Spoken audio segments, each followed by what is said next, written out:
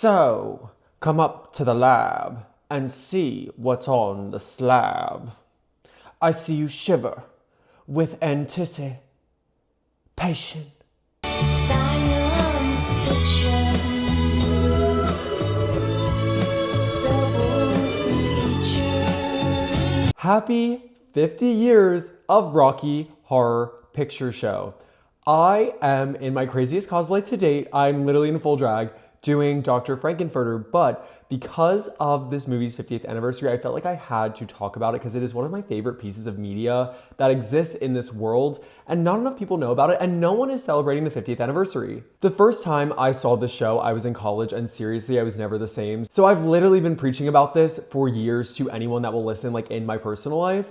But Rocky Horror, You Will Always Be Famous, and I'm going to explain the origin of the show, how we got here, and why it is such a cult classic, because at the end of the day, that is what it has become. Rocky Horror first came to life in 1973 when Richard O'Brien actually wrote it as a musical. It was meant to be a campy homage to sci-fi B-movies, and it was so successful in its debut on the West End that it was eventually moved to Los Angeles and then turned into a major motion picture, or like a motion picture. It wasn't very major at the beginning. I don't want to get too ahead of myself here, but some lore from the stage show is the first actual call out came from Angie Bowie, David Bowie's wife, who yelled, "No, don't do it," as Riff Raff was threatening to zap Dr. Frankenfurter. Now, if you're familiar with the show at all, you know that there's like a lot of audience participation and stuff, and its origin was traced back to the movie and the first midnight showings of the movie. However, there is lore that suggests that it actually started during the stage show on the West End in London during its debut because of Angie Bowie. And that is like such a strange fact that I felt like I needed to include here. And just know, I'm also having a really hard time taking myself seriously while I'm looking at myself in full Frankenfurter drag.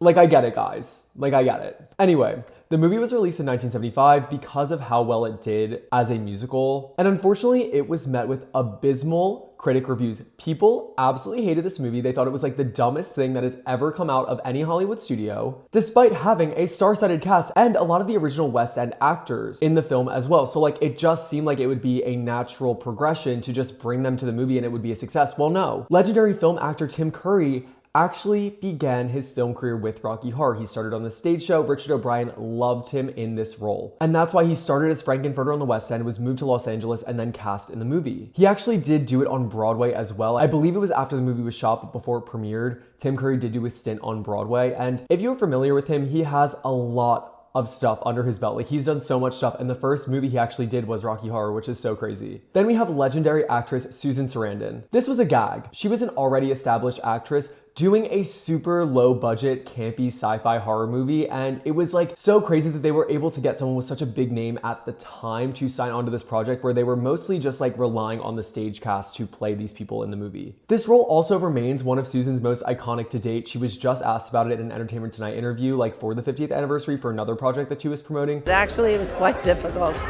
but I'm so happy I did it. Yeah. And I'm so happy that so many people, it's meant a lot to people. You know, when I go to Comic-Cons, people tell me how life-changing certain movies I did, which you can't fathom when you're doing it. Like Stepmom, who thought that would be a big deal for some people?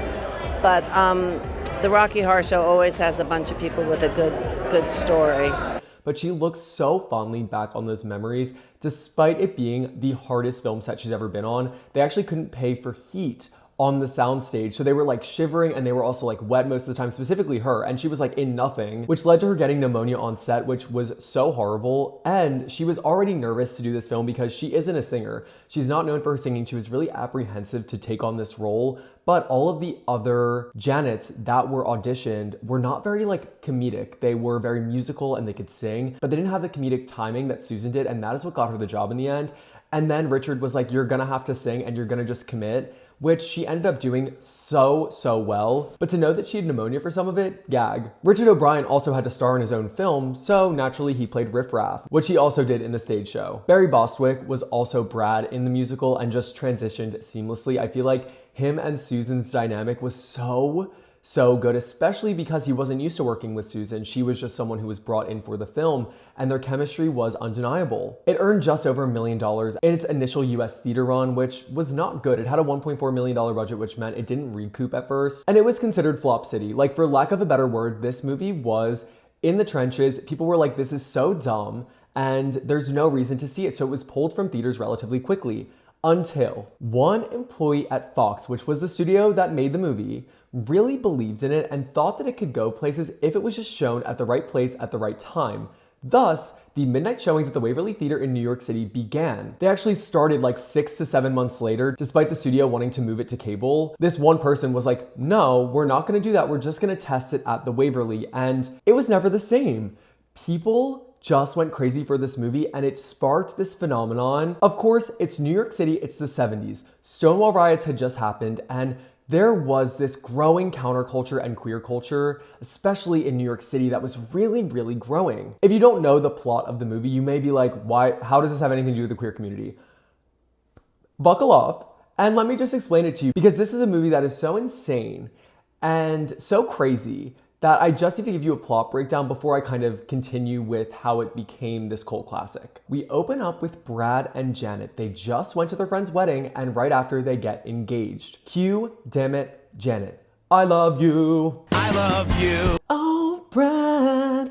Wait, I'm gonna keep that in because that was really good. They decide to celebrate their engagement with their high school science teacher, Dr. Scott, because they met in Dr. Scott's class. Sure. En route to Dr. Scott's house, their car breaks down outside of an ominous castle. And of course, it's raining, it's dark, it's stormy, and they're at this really creepy castle. Brad and Janet head to the door and are greeted with our king, Riff Raff. They enter into a party full of misfits, and Time Warp starts playing. It's just a jump to the left and then a step to the right. Put your hands on your hips. So that is like the most stunning musical number in the show. I mean, I have my favorite songs, but like as a musical number in its entirety, Time Warp is so good. And it's like a Halloween classic song. Even if you have no idea about Rocky Horror, you've heard that song. So that plays, and then we get our reveal of Dr. Frankenfurter. Like, this is so crazy. So Dr. Frankenfurter is, of course, a sweet transvestite, and he's coming down to make his grand entrance to tell all the misfits at the party that he has made a man, the perfect specimen, the perfect creation. And Sweet Transvestite, by the way, is a stunning musical number. It's so grand, and it gives like a crazy entrance to this wild character. I feel like it really drives up the camp factor of the movie, especially because like Frankenfurter's in this lingerie set. It's very burlesque in a way. So Brad and Janet are so intrigued by this creature that they're coming up to the lab to see what's on the slab. And they're shivering with anticipation. So they decide to just really commit to this mess, and they are undertaken by this kookiness in the castle. Now in the lab, everyone is watching, and Frankenfurter turns on this machine. He's making a man, blonde hair, and a tan. So we get a Frankenstein-esque scene of this man coming to life, and Rocky emerges in tight little gym shorts. He's triumphantly brought to life, everyone is clapping, and Miss Janet is smitten in the corner. Hang on to that little tidbit for later. Remember when I said it's gonna get really random? It gets really random right now because Eddie, a random motorcycle guy, becomes unfrozen and crashes through the wall and does a musical number with a song titled Hot Patootie. Hot Patootie, bless my soul. I really love that rock and roll. By the way, the Glee version of this song sung by John Stamos is better than the original. I'm so sorry to my Eddie in the movie. John Stamos did it better. Frankenfurter is like so over this because he's like, this is my big moment. I just made my man, and this guy is unfrozen and he's crashing my party and it's annoying me. So he takes his little zapper gun and zaps him to death. Death to all of them. After that's finished, Frankenfurter brings Rocky into the bridal suite. Brad and Janet at this point are unable to leave / don't really want to. There's something calling them to this castle and they need to stay. But when they say that they're gonna stay overnight, they're taken to separate bedrooms. Dr. Frankenfurter then disguises himself as the other. So he goes into Brad's room and pretends to be Janet and sleeps with Janet. He comes back out, goes into Janet's room, pretends to be Brad, and sleeps with Janet. So they are cheating on each other with Dr. Frankenfurter, who's pretending to be the other. That's a little bit confusing, but I feel like I explained it a little bit well. After they're both finished with their journeys, then Frankenfurter's like, BTW, that was me and not your partner, not your spouse. And they freak out, and that was just kind of that. Except they don't really freak out like, OMG, like you just SA'd me. No, they just freaked out like, ah, like they were shocked that they kind of liked it. Magenta and Riff Raff are now like tormenting Rocky because he's alone in the room, which irritates him. So then he goes on a rampage and runs out. So they are trying to chase him. Frankenfurter's mad that he's gone and is also trying to find Rocky. But Miss Janet actually finds Rocky cowering in his tank. She comforts him after learning that Brad cheated on her with Dr. Frankenfurter, even though she also did.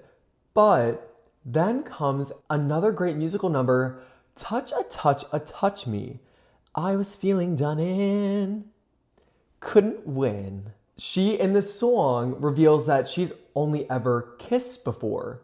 You mean she? So Frankenfurter took her virginity, and now she's singing about it to Rocky, the man in the tank who was just brought to life by the crazy Dr. Frankenfurter. Again, like this movie is so crazy, but it is so campy and so stunning. And I'm just gonna say right now, don't worry, we're gonna get into the Glee version later. Emma Pillsbury, you are not safe from a whack from me, because I just always feel uncomfortable listening to the Glee version of this song. More on that later. Creature of the night. Dr. Scott appearance. Dr. Scott now shows up. He's now a UFO investigator for the government. Sure. He comes to the castle in search of Eddie because Eddie sent him a letter from the castle saying that he was like kept hostage by Frankenfurter and his brain was harvested. Sure. Everyone discovers Rocky and Janet together because they're having a little hot and heavy moment in the tank. Brad, Janet, Rocky, Dr. Scott. Janet! Dr. Scott! Janet! Brad! Rocky! Janet! Guys, my acting in this video is stunning. Please comment down below if you think that I'm doing a really good job, because I've never been so passionate about filming a video, if you can't tell. After this scene, we get a family dinner. Magenta somehow gets all of these people around a dining room table together because they're celebrating Rocky's birthday. Now, Dr. Scott reveals he's there to talk about Eddie, to which Frankenfurter says, that's a tender subject, and looks down at the meat that they're all eating, implying that Eddie is the meat. And then Dr. Frankenfurter hates celery, he rips the tablecloth off, and Eddie's corpse is under the table. Janet's spooked and runs into Rocky's arms and not Brad's. Dr. Frankenfurter is mad, because of course, Rocky was for him. But now, Rocky and Janet have a love connection, so what else is he gonna do? He's over this Janet nonsense, so he chases her around the castle, grabs his Medusa transducer, and zaps her into a statue. And while he's at it, he just zaps pretty much everyone. So, Rocky, Brad, Dr. Scott, Janet, and Columbia, who randomly caught a stray, are all statues. Then for some reason, he dresses them all up in cabaret garb. They're then unfrozen because he undoes the setting on the Medusa transducer to bring them back to life. They're in their cabaret fantasy, and Frankenfurter leads a live cabaret show. And trust, it does include pool choreo, important note. Riff Raff and Magenta have had enough of Frankenfurter. They're done with his antics. They're like, okay, you really took this too far. And so we're done with you and we're gonna return to our home planet, transsexual Transylvania. They kill Frankenfurter and Columbia with a laser. Rocky is also lasered down as he's like climbing up this tower with Dr. Frankenfurter's body in his arms. He's also like shot down. Everyone's kind of passed away at this point except for Brad, Janet, and Dr. Scott. The house lifts up into the air and disappears into space, and then the three of them are left crawling in the rubble. That is the plot of the movie. Clap if you're confused. And if you're not confused, then you've definitely seen this film before, because like the first time I saw it, I was definitely confused, but I've now seen it like 10 plus times and I'm obsessed with it. I think it is like the campiest, most fun thing ever, and no movie's ever gonna be made like this ever again. The songs are great, the acting is stunning, and the story, while super, super crazy, is not meant to be taken seriously. This camp factor, and for lack of a better word, gayness, made it so popular during these midnight showings at the Waverly Theater in New York City that Fox executive was right. You just have to put it where the people who are ready to consume this media are going to be, and that was New York City in the 70s. It took a few months, but by Labor Day of 1976, people were then dressing up in costumes as their favorite character and going to these showings really like dressed to the nines, like you would dress to go to a concert these days. Props were also involved. People would simulate things in the theater, like holding the newspaper over their head when Brad and Janet were like walking to the castle while another person squirted a water gun.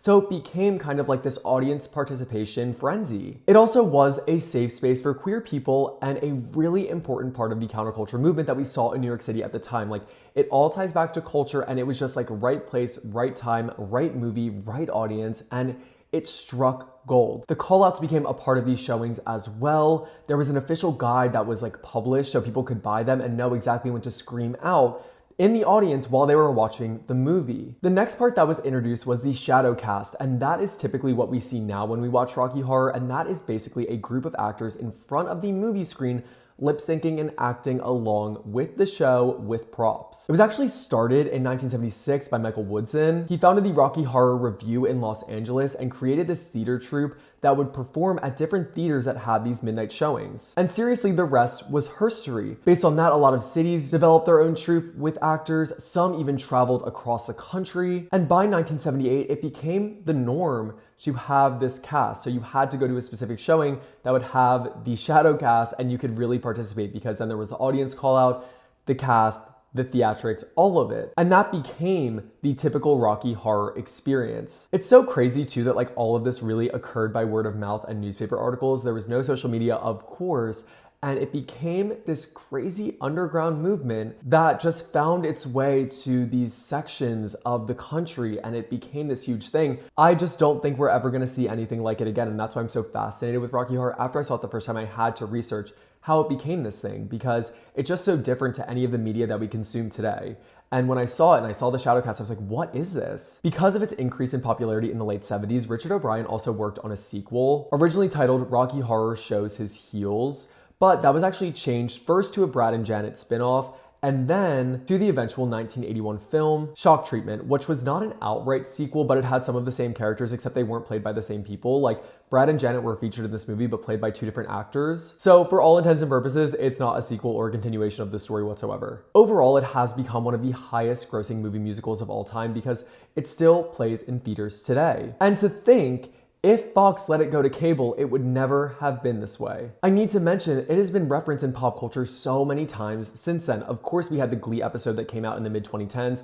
I love this Glee episode, I always have. I was actually introduced to the Glee episode before I saw the show for the first time, and that was my first touch point with Rocky Horror, and I just like loved the songs. I thought they were super fun. I love the way that they told the story. And I don't know, the only qualm I have, of course, as you know, is Emma singing Touch, Touch, Touch Me with Will in the school. It's highly inappropriate, except Emma did eat her vocals, so I'm gonna give her a little snap for that. But in general, I feel uncomfortable, especially when Mr. Shu is hanging over the desk saying, Creature of the Night. Creature of the night. I didn't like that so much. There was also the 2016 remake, which was a very watered down version of this film, despite trying to keep most of the traditional elements. It was titled Rocky Horror Picture Show, Let's Do the Time Warp Again, and it starred Laverne Cox as Dr. Frankenfurter. Victoria Justice was, of course, Janet, which I loved Victoria Justice in this role. And we had Ryan McCartan as Brad. Now, this was met with also abysmal reviews, but it's because it wasn't done right. Another gag was Tim Curry also did make a cameo in this film as a narrator / criminologist, and I thought that that was stunning, but it got a 29% on Rotten Tomatoes. Even Kenny Ortega could not save it. He directed it, and he's one of my favorite directors of all time, but the way that they just tried to really water down this story was not right. They couldn't do a lot of the same things that made it so popular to begin with. I will say the main critic review was why didn't they do a live special how they do a lot of live musicals these days? And I think that would have worked a lot better. It could have gone on ABC and just been this standalone live musical special, and it didn't have to be a full movie.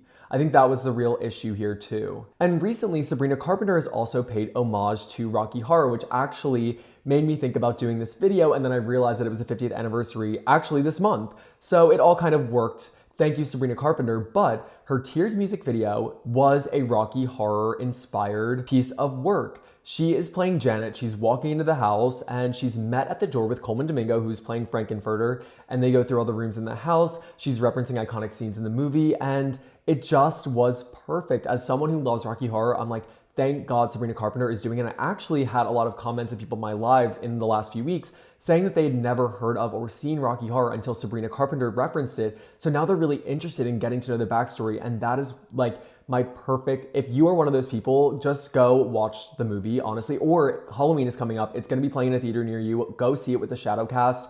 You'll get the V on your head. There's so many tradition elements that are now tied to Rocky Horror. If it's your first time, you're gonna get a lipstick V on your forehead, and it just is everything. I could not recommend it more. To close out this entire video, 50 years later, this film and this story and all of it still connects with people to this day. There's always new audiences finding Rocky Horror. That is like what inspired me to do this video. I want more people to know about this piece of media. I think it is peak camp. When people say camp, Rocky Horror is the first thing that comes to mind because it is so unserious, it is so over the top, it is so everything, and I also love a musical. The songs are great.